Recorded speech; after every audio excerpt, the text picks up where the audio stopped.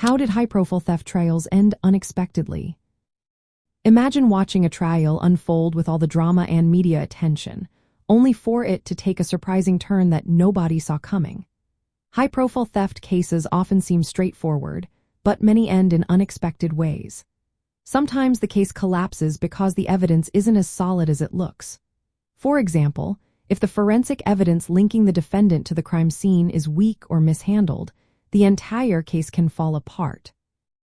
Prosecutors relying heavily on circumstantial evidence, but if the defense can challenge its reliability, the jury might not find it convincing enough to convict. Legal technicalities also play a big role. If the defense finds that law enforcement violated the defendant's rights, such as conducting an illegal search or not following proper procedures, courts can exclude key evidence. This can lead to dismissals or even overturning convictions.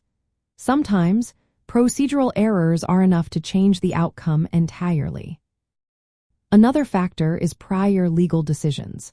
If a person has already been acquitted of similar charges in the past, the principle of collateral estoppel can prevent the case from being retried. This means the prosecution cannot relitigate facts that have already been decided in favor of the defendant, leading to a sudden end to the case. Jury perception is also influential. Defense attorneys often create reasonable doubt by pointing out inconsistencies in witness statements or suggesting alternative explanations for the evidence. When jurors are unsure, they might choose to acquit, even if the case seemed strong at first. Sometimes, defendants accept plea deals instead of risking a full trial. They might agree to lesser charges or reduced sentences, which surprises many who expected a conviction. This can happen late in the process, changing the expected outcome. In high-profile cases, defense teams might also use strategies that sway public opinion or challenge systemic biases.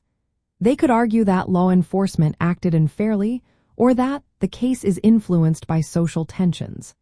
Such tactics can influence jury decisions and lead to unexpected results. Lastly, some convictions are overturned after years of legal battles. New evidence, recantations, or errors found during appeals can lead to the defendant's releases or a new trial. These developments can dramatically change the story of what initially seemed like a clear-cut case.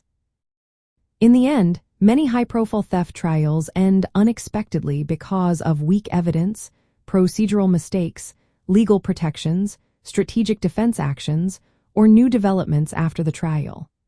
These factors keep the legal process unpredictable and often surprising for everyone involved.